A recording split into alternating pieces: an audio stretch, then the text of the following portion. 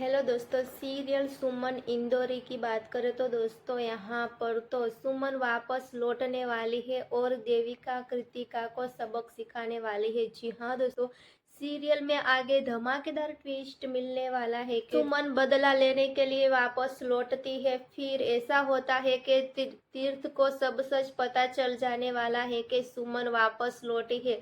लेकिन यहाँ पर तो तीर्थ पागल हो गया है सुमन को देख के। क्या सुमन वापस जाने वाली है तीर्थ के पास?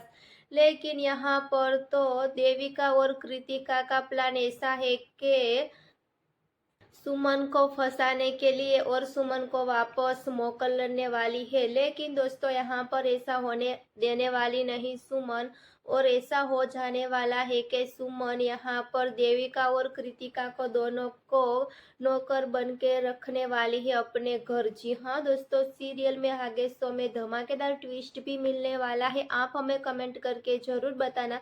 और फिलहाल लिए बस इतना सा, और आगे देखने के लिए जुड़े रहे किरण सीरियल स्टोरी के साथ दोस्तों।